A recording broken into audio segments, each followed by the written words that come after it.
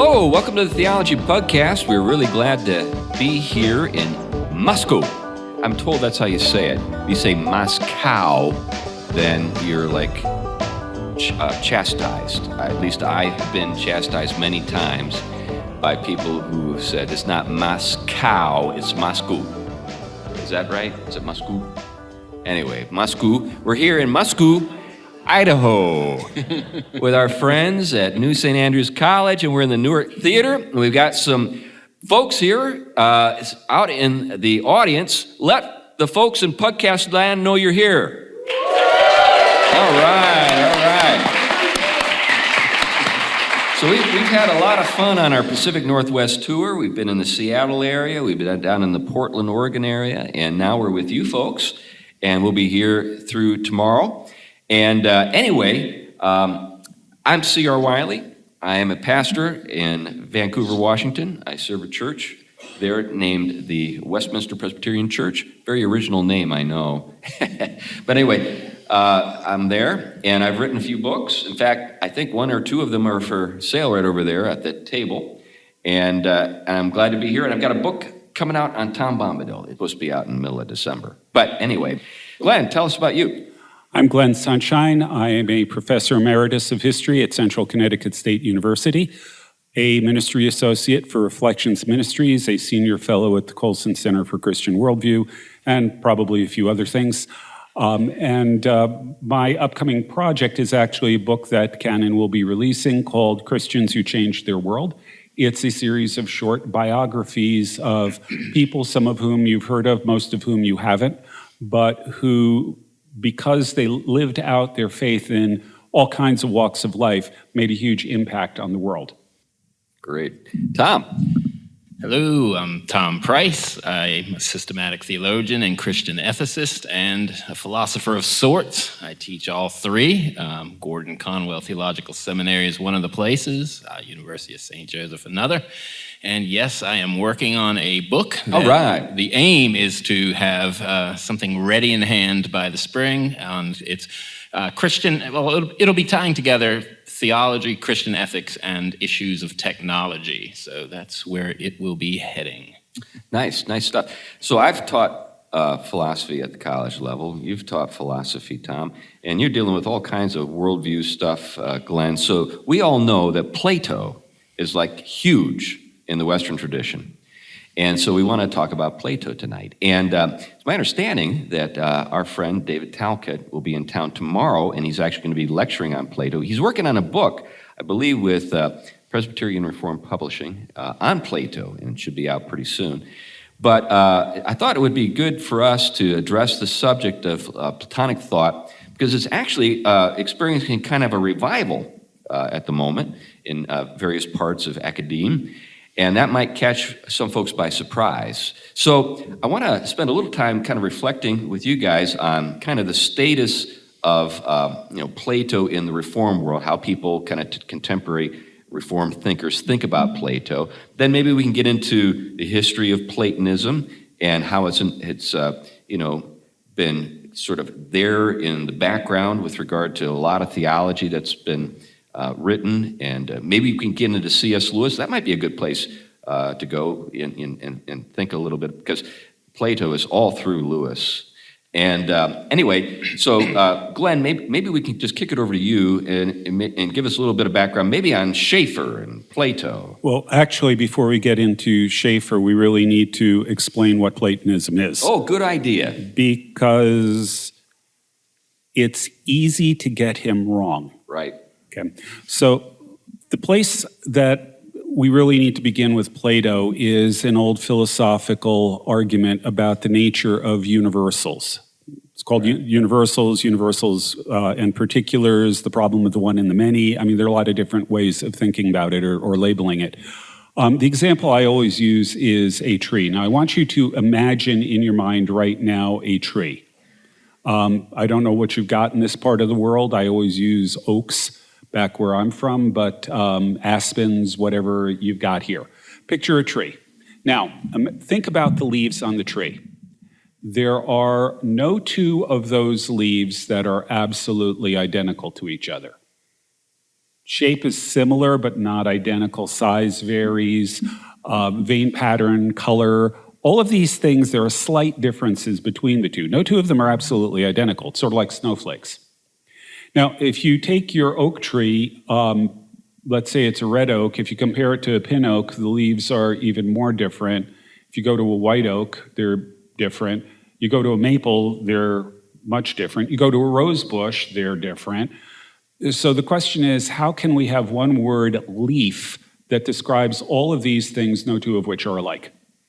That's sort of the easy way of understanding the problem of the one and the many. And there are two basic ways of solving this. One of them starts with the universal and gets the particular from it. That's Plato.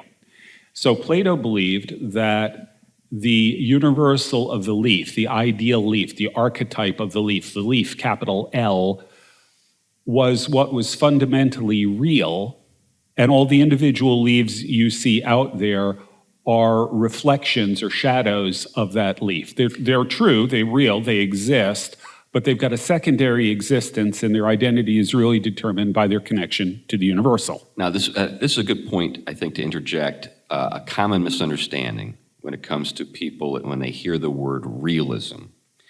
In philosophy, when you refer to realism, you're not referring to physical objects. Like when, in common speech, people say, I'm interested in reality, like this table, physical objects, that's real.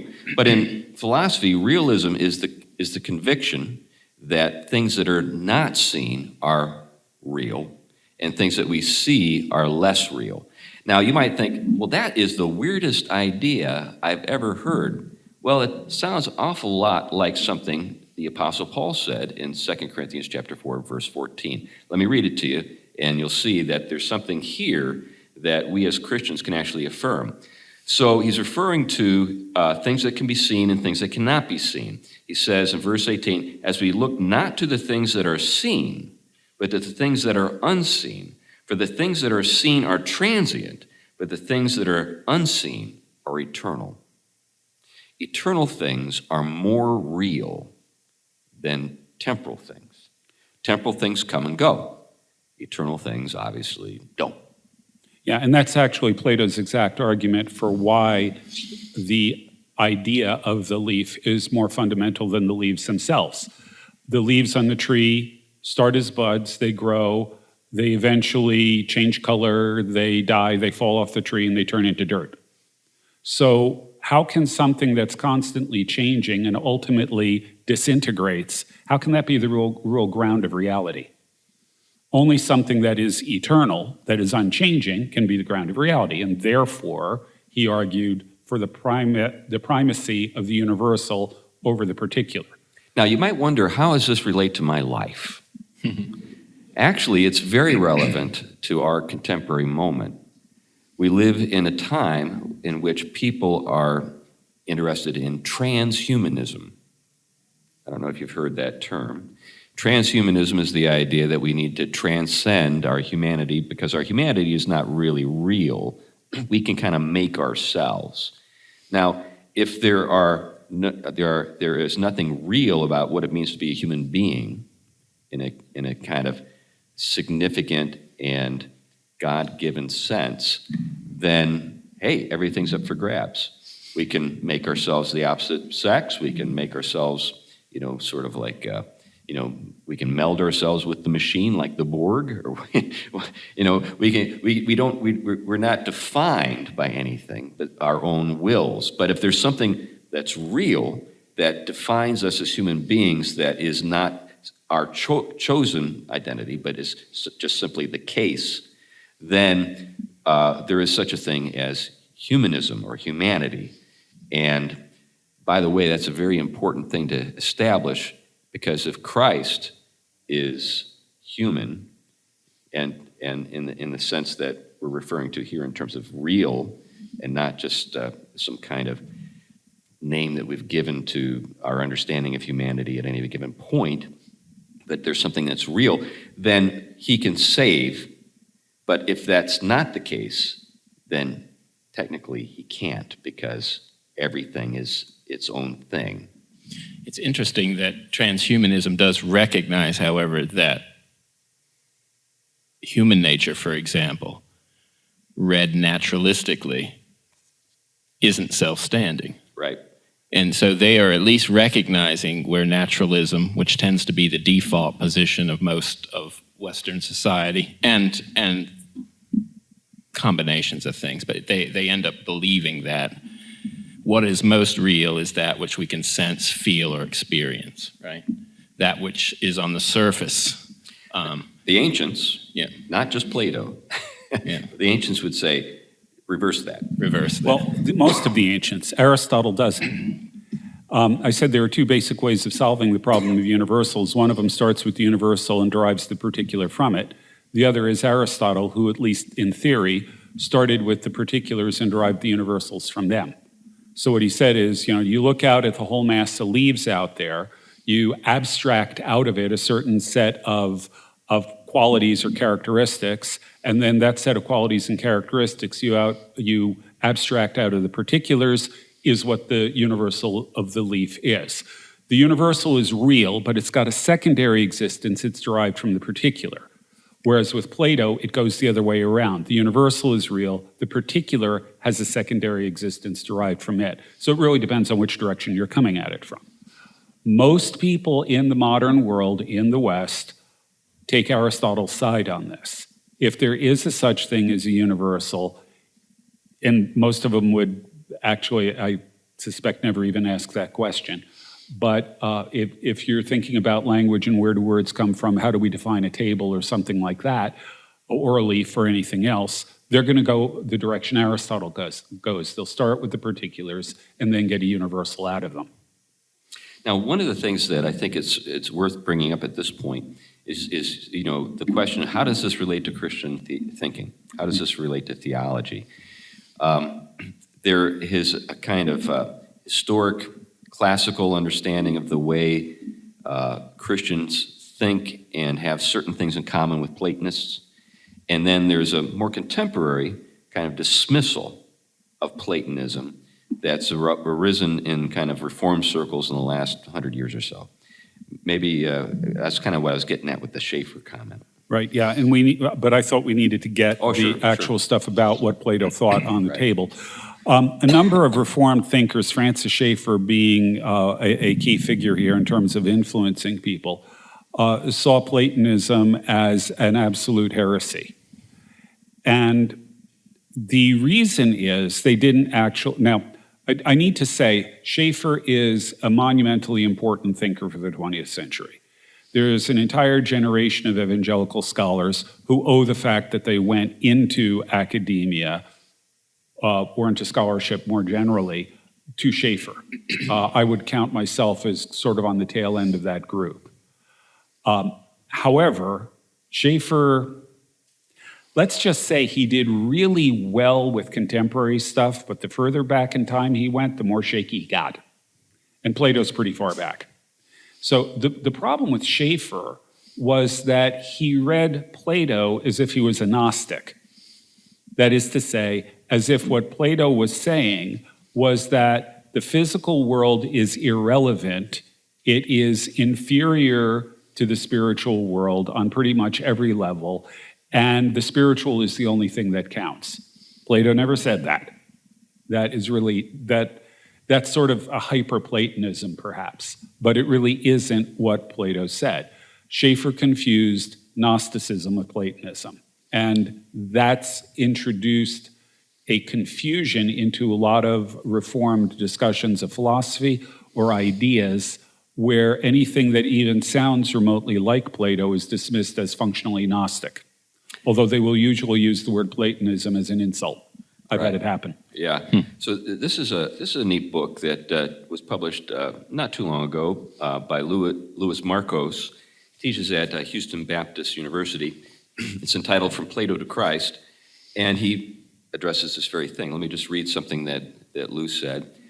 Though Plato's solution would fuel some of the Gnostic heresies of the early church, so he concedes that, it would also help Orthodox Christian theologians to understand the true nature of earth and heaven, of time and eternity, and of spiritual growth.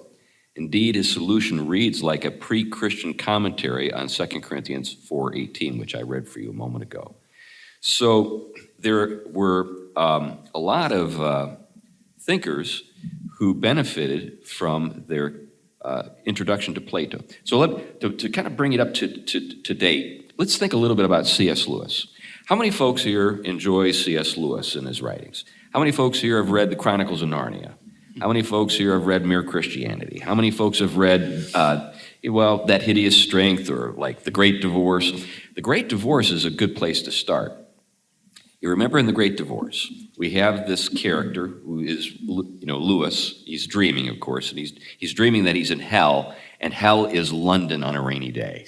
That's pretty much it. And it's a dreary, miserable place. Anyways, so oddly, there is a bus stop, and there is a bus that comes from heaven to hell. It's piloted by an angel, perhaps. We're not entirely sure. But anyway, the bus lands, and then everybody gets on board. They're fighting for seats, even though there's plenty of room. They're damned. so they behave like reprobates. And anyway, they take off. And the bus flies into whatever is above them, and finally comes to this cliff, and then it crests the cliff, or it goes over the edge, and then they find themselves in this beautiful country. And it's just magnificent. Lewis's descriptions of the place are great. Anyway, when they arrive, they discover that they are just like ghosts. They're very wispy. And everything in this world that they find themselves in is so real it hurts. Literally so real it hurts. When they get off the bus, the blades of grass do not bend beneath the weight of the ghosts. Instead, the blades of grass are like razor blades that cut through their shoes and into their feet. So you see these ghosts, ouch, ouch, ouch, ouch, ouch, ouch, walking around. What's Lewis saying with that image? What Lewis is saying is that heaven is more real. It's so real that we have no ability to alter it.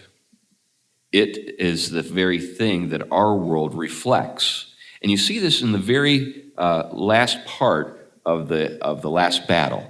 Remember when all the dependency kids find themselves in Aslan's country.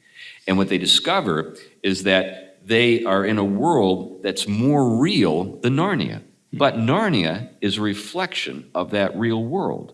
And it gets more real as they go in, further up and further in, remember? And at different points in the story, in the Chronicles of Narnia, in fact, Professor Kirk, remember that statement he says, it's all in Plato, it's all in Plato. What do they teach kids in these schools these days? In other words, what Lewis is saying is that what he's writing about is influenced by Platonic thought. Now, is this something outside the Christian tradition? Is this something that can't be reconciled to the Christian faith? No, it's not. Augustine, for example, one of the great fathers of the church, is very explicit in terms of his own, reading of Plato and his own high regard for Platonic thought. But anyway, just some things to think about. Yeah, I was going to note before, because I know you probably have quite a few good quotes to get to with that. But yeah, I got Augustine right here. But one of the things I think coming at it from a theological, systematic theological place is to note that Christianity early on was part of a milieu in which their conversations with Platonism in particular bumped up against something that they found very agreeable on many fronts and disagreeable on other fronts. And so first to get out there that the kind of Christian Platonism, if you will, that kind of dominated the church for centuries, cannot be called Platonism in general. It is something new. Christian Platonism is the forging of something completely new that cannot be reduced to Platonism, even though it was indebted to a lot of the framing of things that Plato set forth. And so, as we said, there's a lot of agreement, there was a lot of disagreement. And so when you look through the church fathers, what you see in particular is a wrestling through those parts that are agreeable and those parts that are disagreeable. But one of the things that they found captivating is that there was in Hellenic thought, in particular Plato, something that recognized that the surface cannot be the final place for reading all of reality. Let me say it a different way. Nature or your experience are not the fundamental reality from which you interpret things. It is where they point that is significant. I'm going to give an example. I give it on the show all the time, but I think it says everything. Jesus, in the Gospel of John, is going around asking, well, who do people say that I am? Wow, we got some beer being set up for us here, and we are not playing, are we? On the show. you are, Derek. You are like the waiter of today's show. So today we've got I'm the IPA guy, right? This is serious business right here. Yeah. That's right. Yeah, I know. I saw that lush. Anyway, thanks, Derek. But I'd like to respond just quickly to what you've said, Tom. So you said recognize. Mm-hmm. So one of the things that I think that people who are critical of any kind of thinking that is outside the bounds of Scripture is they more or less, I think, begin with the conviction that philosophers just make stuff up. They don't actually discover anything. They don't actually apprehend reality. They're just making stuff up.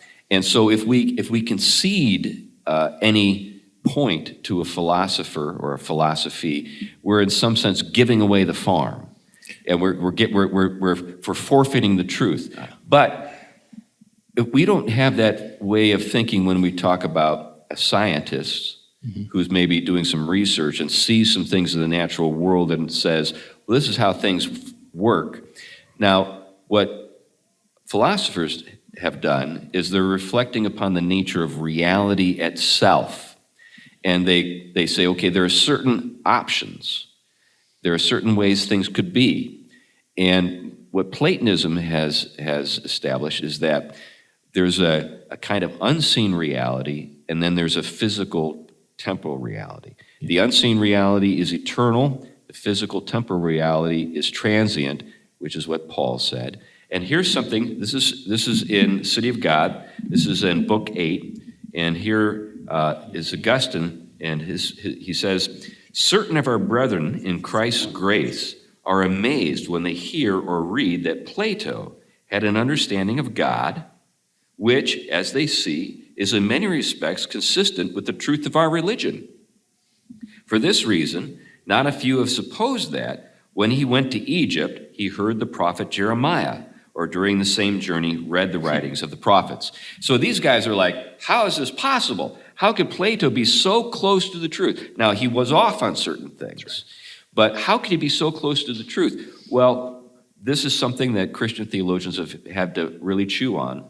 And one of the things that Christian theologians have noted is that there are certain things you can know by reflecting on the nature of reality and creation itself. And we see that in the Apostle Paul when he says, in the first chapter of Romans, and verse 18 and forward, that we can apprehend the unseen through the seen, God's eternal power, etc. So, and you've talked about that a lot. And I think one thing to make clear is Christian theologians were very careful to make a distinction, even though they had to work through these issues, because they were the first ones doing it. They were very careful to make a distinction between philosophy as a handmaid of theology versus it being a queen or king over it. Right. When it became the dominant set of categories and frames of reference, and it forced the biblical worldview into it, that was something Christians were resistant of. Sure.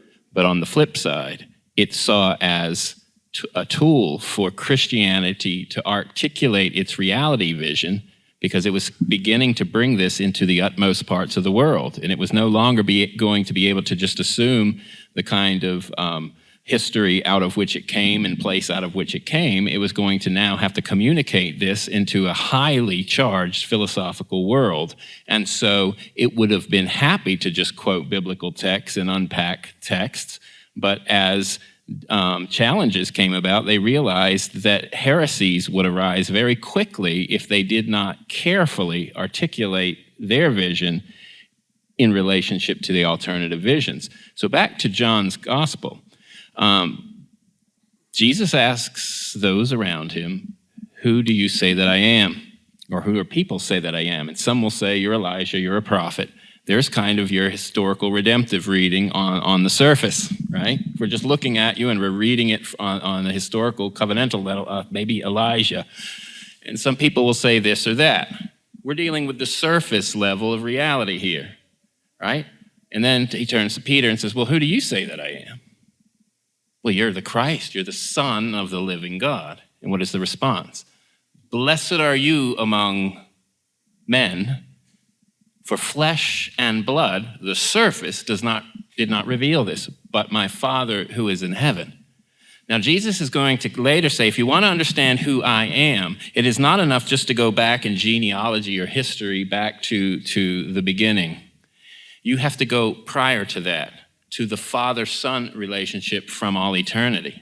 And it is the Father-Son relation before creation that defines who he is and what his mission is in time, place, and history. You have to push through the historical medium and see in relation to knowledge of God, which transcends it.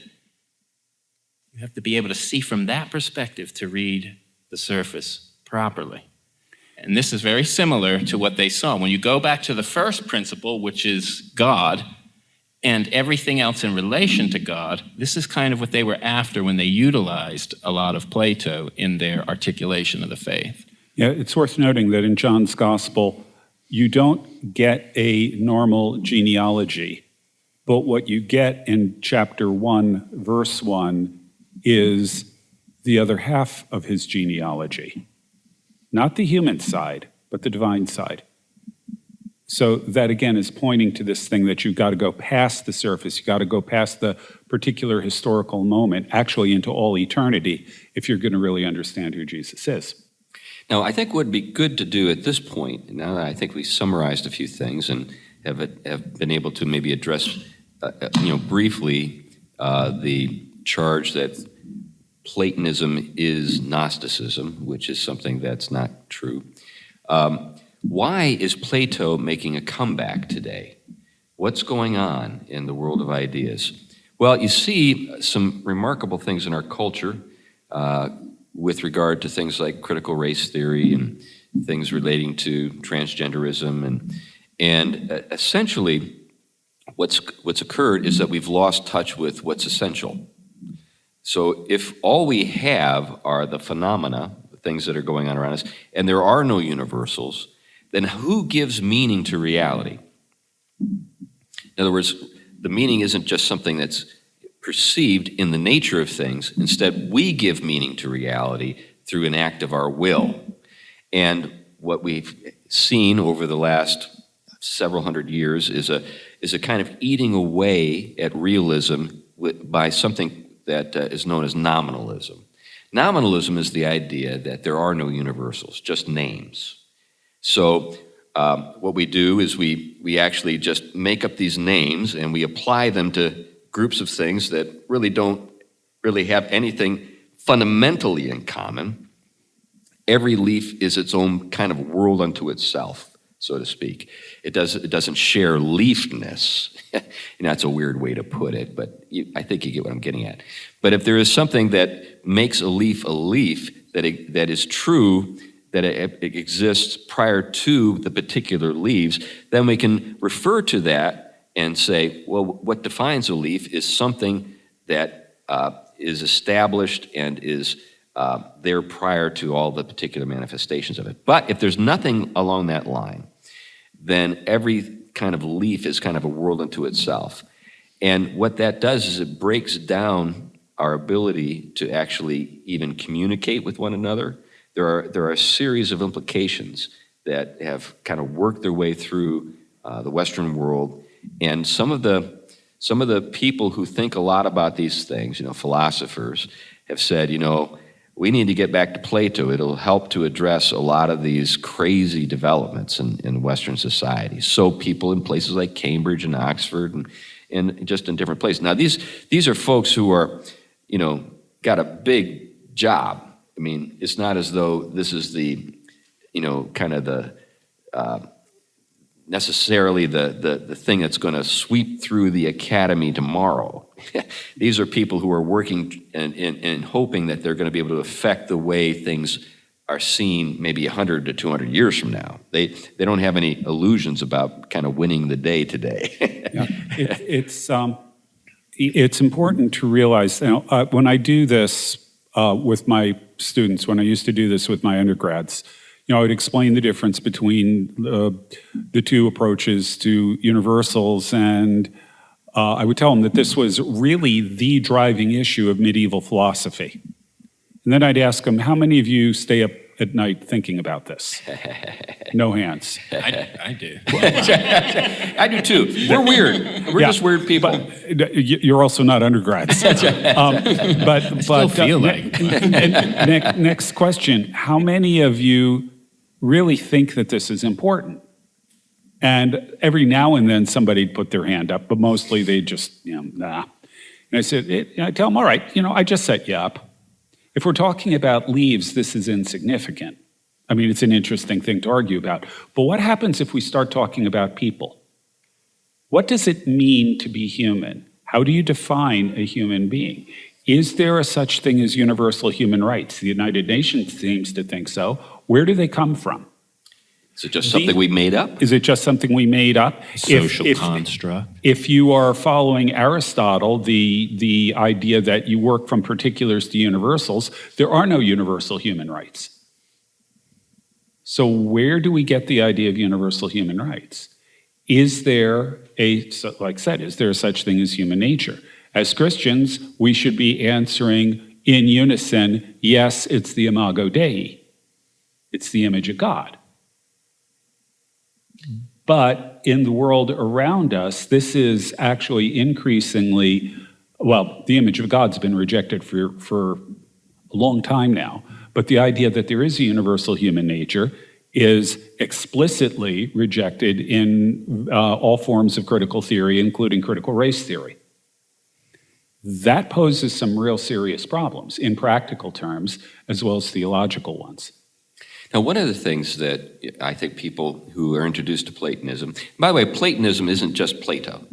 It's a whole tradition, So people who are, living hundreds and hundreds of years after Plato lived are considered contributors to this tradition called Platonism. So, we can talk about Plotinus, we can talk about Porphyry, we can talk about all these different figures. And they're kind of working with sort of the superstructure, refining it, developing it, moving it in some directions that Plato hadn't thought of. So Plato is not like, like if you read everything that we have from Plato, that's not exhausting Platonism. There's a lot, it's a much bigger thing. But one of the things that people wondered about is when we talk about the universals, what Plato referred to the universals as is forms. So there are these forms, and these forms give kind of form to all the things that are, connected to them. So getting back to this idea of the imago Dei, God, so in some sense, human beings have a connection to God and reflect God's nature. That's what makes them human. But when it comes to other things, what are we talking about? Are these things that kind of float in the air? Well, that was one of the things that Christians, they entered critical engagement with those ideas because they rejected the Platonic view that these forms could be eternal in and of themselves. Right. And what they did is from scriptural reading about eternal decrees, understood these things basically to be in the mind of God. Right. And so what you're seeing is, and they connect. So they're eternal, but they're eternal not in a sort of self-standing way. That's right. They're eternal because they are in God. That's right. That's right. And so, and then when they start to see the doctrine of Christ, the eternal Logos made flesh, the light that lights everything, they recognize that all of creation is filled with logoi. And that is something of... More than one word. That's right. You're logoi. That's right. That's right. You're a word. And this is why you see in the language of the New Testament, in Christ all things hold together. This is the one, the unifier, the ultimate universal, if you will. And this is also the eternal Logos, which has this strong emphasis on the rational, logical nature of God's inner life.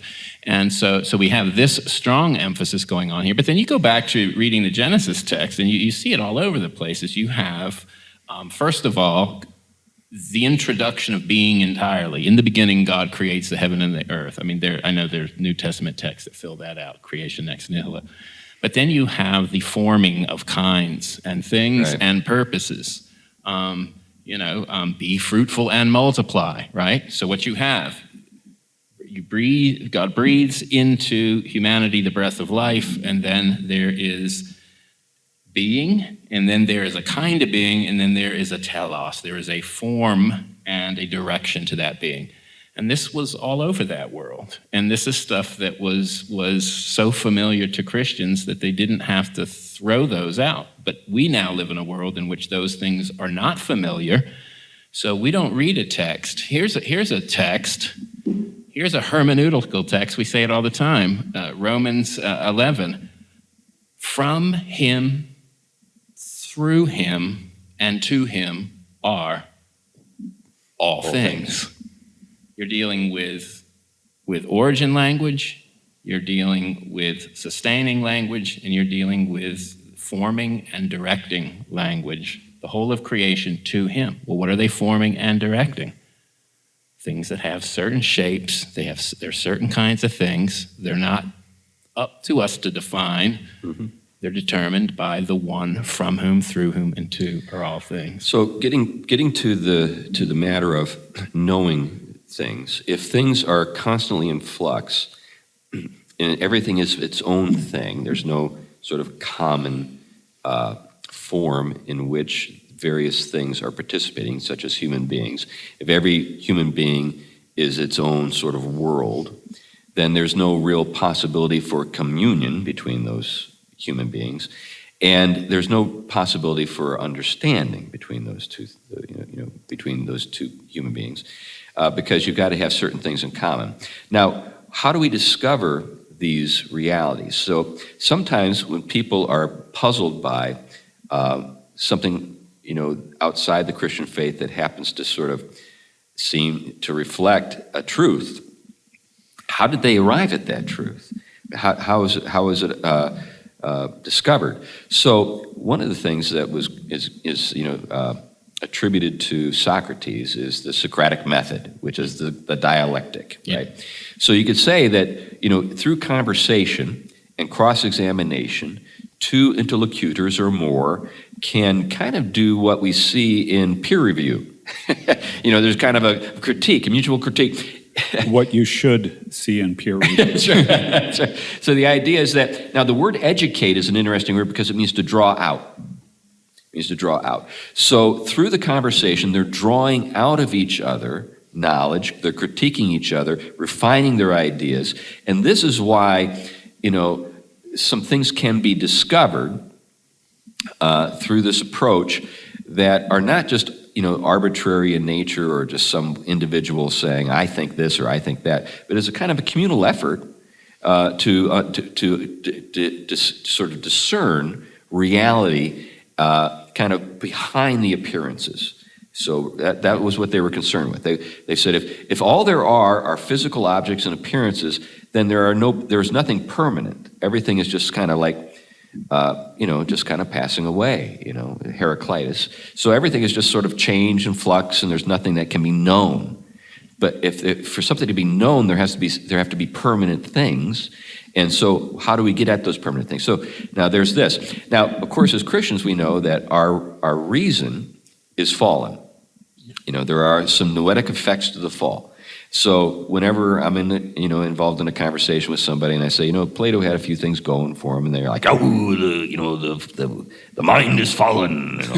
I'm like, well, yeah. And it can't get up. That's right. I'm like, yeah, I get that, but does that mean that you never take any advice from somebody who's not a Christian? Does that mean you never think that anyone who's not a Christian and has been sort of regenerated has anything good to say? Are they always wrong in every respect? They tell you something like, the Yankees are a good team. Well, then you would say, yes, it's because you're a fallen person that you think the Yankees are a good team. I'm a Red Sox fan. But apart from that, those New England baseball things don't work on this side of it. No, I guess not. But anyway, the idea, you see where I'm going with this. Yeah. Just because you're wrong in one respect doesn't mean you're completely wrong about everything. Augustine talked about this, and Augustine's, without the details, don't need to really detain us here, but Augustine believed that Christ is the mediator of knowledge for all people. As it says in John 1, he is the light that comes to every man. So what this means is, if Augustine is right, and if he's taking John the way John intended it, what this implies is that although our reason is fallen, Jesus is still at work within us by common grace to help us understand things, even among the fallen. Just like he causes the rain to fall on the just and the unjust alike, he also illuminates the just and the unjust alike. It's not necessarily saving illumination, but he can teach us true things about the world, because if that were impossible, if he couldn't do that, then civilization would have fallen in one generation. Well, and in Augustine, particularly in City of God, you see him in books 8 through 11, systematically working through different systems of philosophy within Platonism, critiquing various thinkers, saying he's right here. And then he says this is completely misguided. This goes to you look at the first martyrs of Christianity were steeped in their capacity to deal with philosophy in particular. But one of the things that you see with the early church is the way in which, when they start bringing Christ, knowledge of Christ, as the final revelation of God, the principle from which all things find their fulfillment of meaning, they understood the cosmic aspects of what's involved in this. There's a beautiful text in which Christ came to take captivity captive and to fill all things, right? So what does Romans text tell you? Creation itself, when full of his glory, manifests truth of God that everyone can clearly see, but it's suppressed. Right. We distort it, and it gets out. We get idolatrous. But what does it say next? But thanks be to God in Christ, the gospel has come, and now this wisdom is made manifest. But it's made manifest so that we, as Paul will later say, as we renew our minds, we bring all things into conformity to Christ, which means that God never abandons the creation. It still speaks. It's still filled with a witness, and that has echoed through every culture, tribe, and nation. And yet, the idolatry and wickedness is what eclipses and blinds them to the fuller truth. And of course, they have no natural access to the final truth until the gospel manifests it. But when it does, it is called to renew that knowledge, not eliminate all of nature and replace it by grace, because if you do, there is no nature that is renewed or restored or resurrected. It's not Gnostic. So let's just take a particular example that Augustine deals with in City of God. He's dealing with the thinking of Porphyry. And what he says is, okay, Porphyry has certain things right. First of all, here's something that maybe you don't know. Porphyry and many Platonists believed that there was only one God. They really did believe there was only one God. Second, they believed he was morally perfect. So they believed he's eternal, morally perfect, and the creator. So think about it. They had all these things right. Now the problem, and furthermore, he said, our our challenge as human beings is to relate to this God because this is porphyry. This is not a Christian. Our only hope of eternal life is to be a participant in his nature. Okay, so think about all the things that Porphyry had right. Now, the question was how to access that. That was the problem. And what was Porphyry's solution? Crazy in a way, but to our minds, but very sort of reasonable in antiquity. In the air between God and us, there are demons. They didn't have the same kind of association with evil, sort of that we associate with them, but they believed that there were these intermediary spirits. And because these spirits have, a relationship to us and a relationship to higher beings above them, we can influence those beings who can influence beings above them, and in a chain of being, so to speak, get access to the one true God. Now, what Augustine does is he completely decimates this whole way of thinking, and it's really, I think, an effective work of demolition. He really does demolish it, and he says, the reason, the problem with Porphyry is he's not willing to accept the Incarnation. He's not willing to accept that Jesus is the Christ.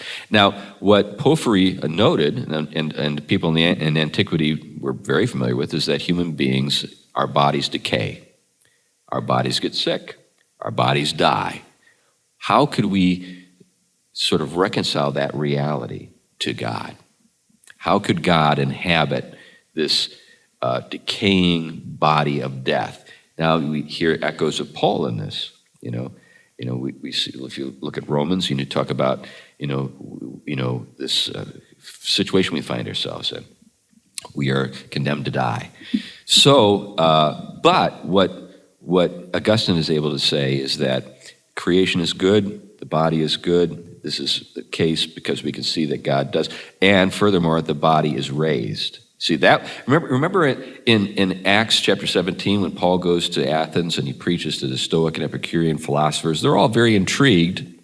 They're actually seeming they actually seem open to what he has to say until he gets to what? The resurrection. Scandal. The That's scandal. the scandal.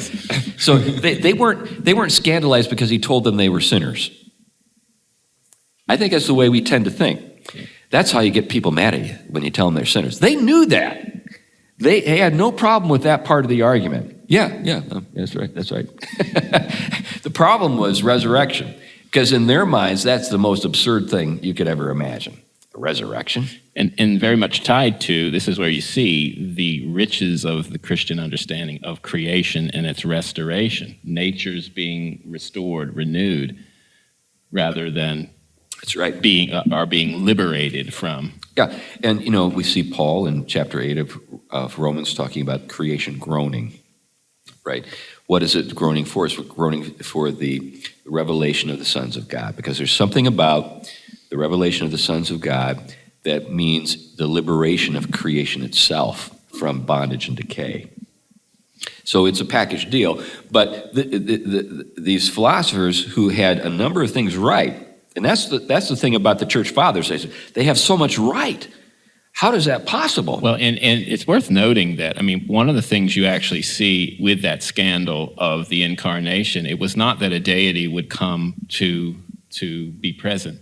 It was that a deity would be mediated through human flesh. That's it. Incarnation, because, this is one of the things that you really see. They're expecting that that the deliverance or redemption is going to be from creation, which holds us back completely, and from the material body. And so it's going to be contemplative in the sense that you're going to be basically spiritually or intellectually raised out.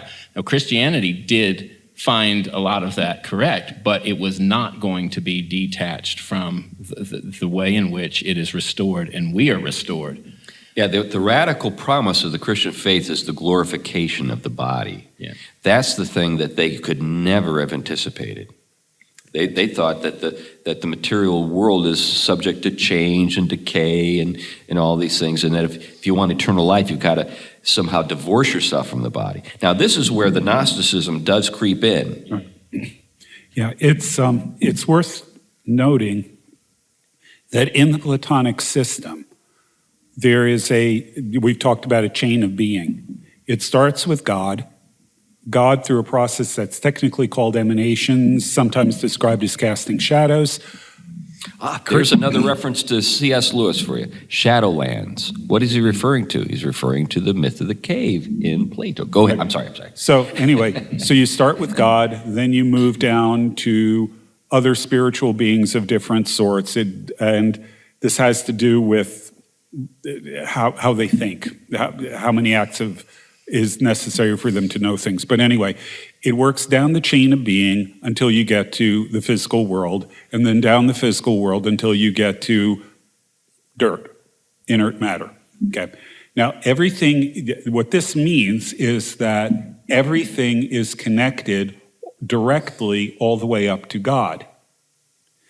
And in this system, then, in order to achieve eternal life, the way you have to do it is to lose the physical world and move higher up on the chain of being. Think about Greek myths. There are a lot of Greek myths in which beings change from one thing to another. A woman turns into a spider, a nymph turns into a laurel tree, another nymph turns into a narcissus flower. The reason why that works is that they're all basically the same stuff. They're all on this chain of being. Women are spiders? Come on, Glenn. I'm sorry. No, you're not. No, you're not. Don't lie to our audience. So now, that's the only way you can achieve eternal life. Now, the difference is in Christianity, there's a radically different concept of God than exists in Neoplatonism. They're both monotheistic systems, but there is a really, really huge difference in how God is understood. And it's because of that actually the resurrection of the body begins to make sense. Yeah, I think that's a really important thing to say. So if I think the fear people have is if I give 1 inch of ground to Platonism, I'm going to be a Neoplatonist. I'm going to go into what you just described. I'm going to become a Gnostic. Whereas within the Christian faith, what occurred in the early centuries was, let's sort it all out here. There are certain things that they were onto. There are certain things they were completely nuts about. let's sort out the wheat from the chaff here. Yeah. So I'm going to actually toss this over to Tom on the difference, because this is an area he really specializes in. Well, looking at it from the distinct vision that Christianity was carving out to provide an alternative to the various pagan interpretations, we have to understand first what Christians were doing when they started to enter these conversations. Oftentimes, interestingly, they did show up in sermon material. Back in those days, preachers expected a lot from their congregation. They expected them to understand the refinements of metaphysics. But they understood that Christianity, divine revelation, is chock full of ordered metaphysics. What does that mean? It means there are reality claims that are being made that have to be sorted out. And when they confront alternative reality visions, they have to distinguish where they're similar and where they're not. And this is really what was being carved out during this period. And it is from the fruit of this was, of course, through a lot of controversies and fighting and everything else. It's where we came finally to settle on the core language for the biblical doctrine of the Trinity, the Incarnation, the 2 natures of Christ, creation ex nihilo, how fundamentally distinct that particular vision is compared to even Plato, for that matter, or Neoplato. But one of the things that Christianity carved out, and this was distinct to Christianity, and it really was carved out in its debates to clarify the doctrine of the Trinity. It understood transcendence. That means what makes God distinct in a radically different way than the pagan religions. In pagan religion, what made God distinct, even in the better philosophies, was that God, in some ways, was transcendent, and even so transcendent that was unknown and unfamiliar and incomprehensible, but was still transcendent in comparison to everything else.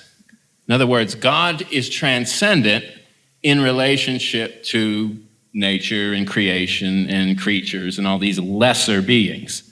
So what makes God different is comparative and contrastive. We are like this, God is like this. Now, Christians use that language. This is where it can get confusing. Christians will say, for example, human creatures are finite, they're limited, and God is infinite, right? But when Christians were understanding it, they were understanding it from this view. God could possibly exist wholly unaltered without any change whatsoever in God's perfection, God's being, God's joy, everything. In other words, God could be wholly God, unchanged completely, whether God created or not. That means what makes God different than the creation is not contrastive with the creation.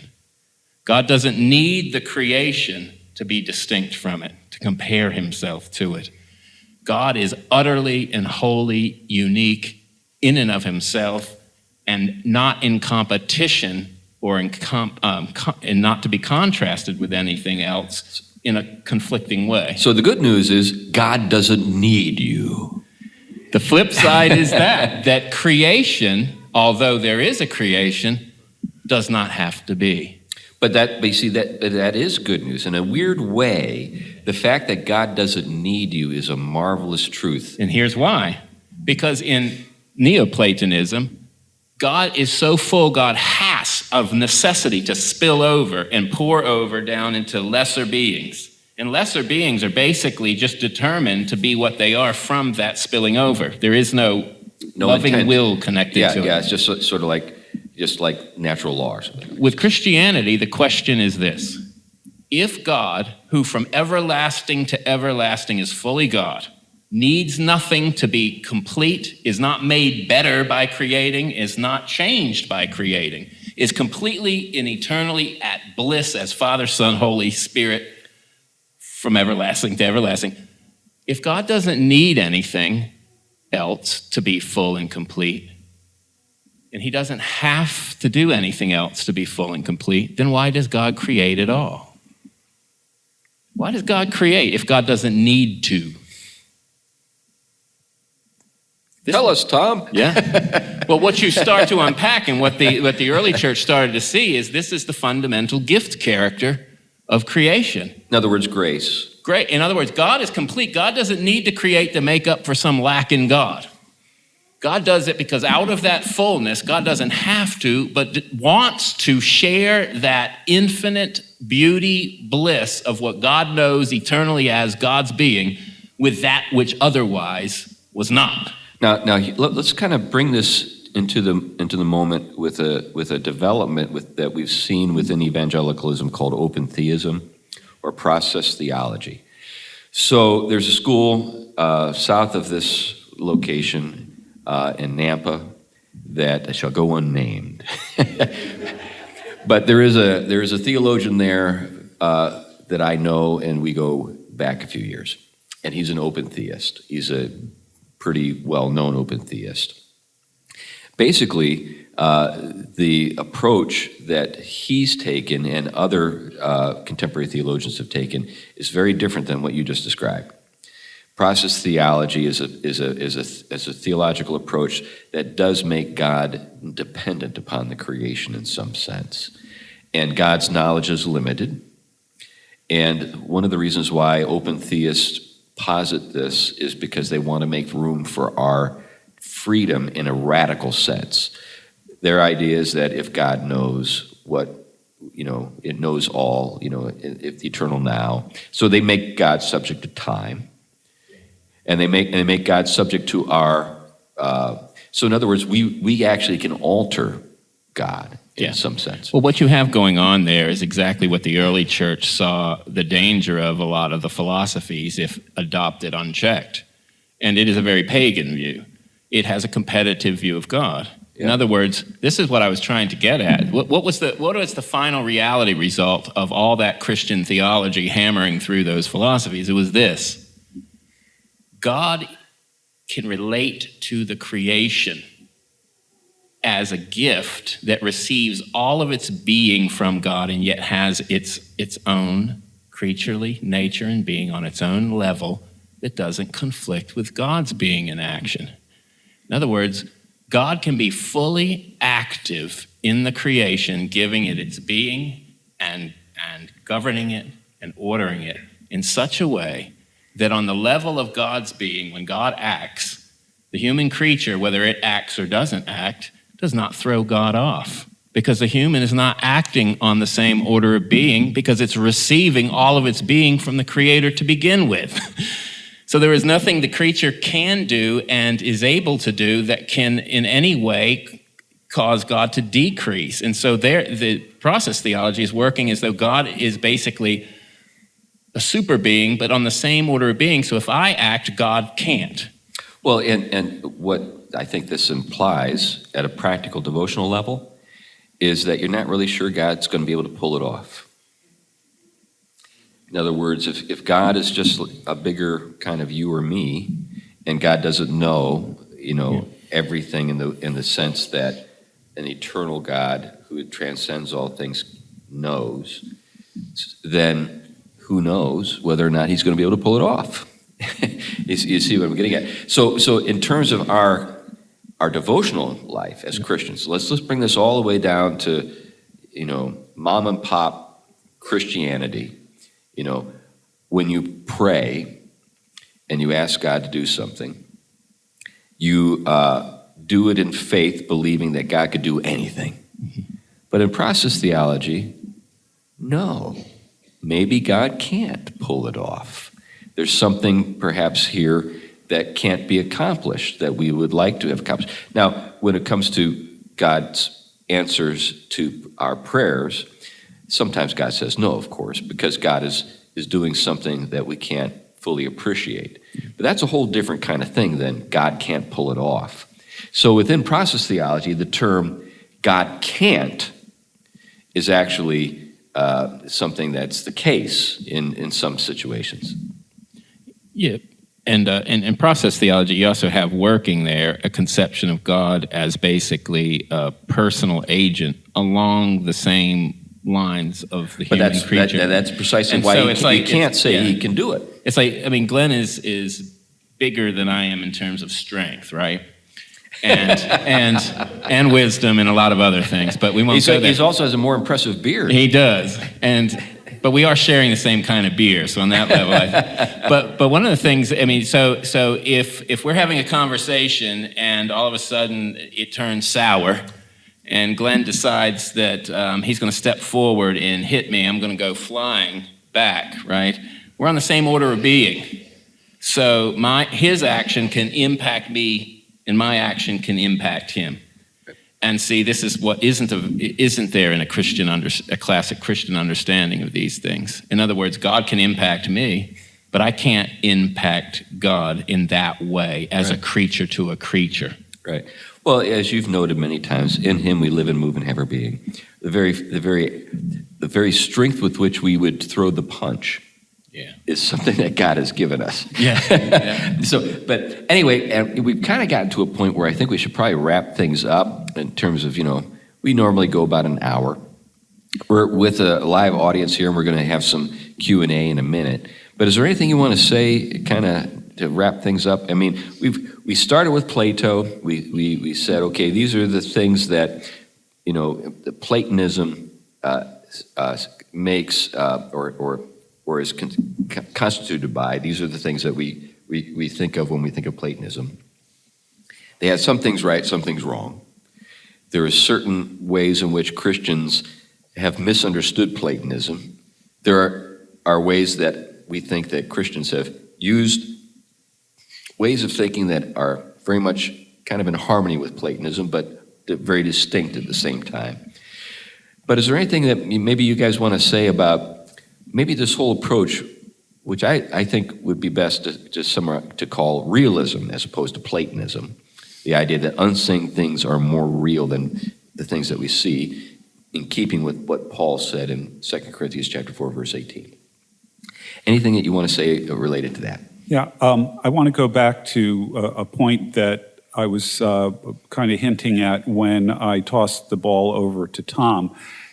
God's transcendence, rather than the hierarchy of being that Plato or the Platonists suggested, is what actually makes the resurrection make sense. Yeah. That's really the key thing, because creation itself, God created it very good. There's nothing inferior about the creation. Forms may exist as ideas in the mind of God. I have no problem with that. But the Platonists were dead wrong with the hierarchy of being, because we are not on the same order of being as God. And it is that makes eternal life with the resurrection of the body make sense in a way that it couldn't to the Platonic philosophers of Athens. Right. Any other thoughts, or Tom? And so I think that would be one of the significant differences that Christian Platonists had in comparison to just Platonists. And I think sometimes we like to have pure theology as though it can be done without interacting with any philosophy whatsoever. But the sad fact is, open your mouth and out pops philosophy. But basically what we're talking about with regard to philosophy is reason. And if reason is something that, in some sense, we owe to our creaturely status as creatures made in the image of God, then there's no getting away from it. And so what we're doing is, when we take a look at what people have thought who didn't know Christ, we need to use our Christian faith to sort out the good from the bad. And we need to keep in mind that the object of our thought is God, not just our social agenda or whatever. Anyway, I guess that's a good spot to wrap up the show. So we're going to spend a little time with Q&A in a moment, but in terms of the folks out there in Pugcast land, we have been glad to be with you. We appreciate all the folks who give to the show on a regular basis and have rated us on iTunes and elsewhere. And we just want to say thank you for all you've done for us in that regard. Anyway, bye-bye. Bye now. But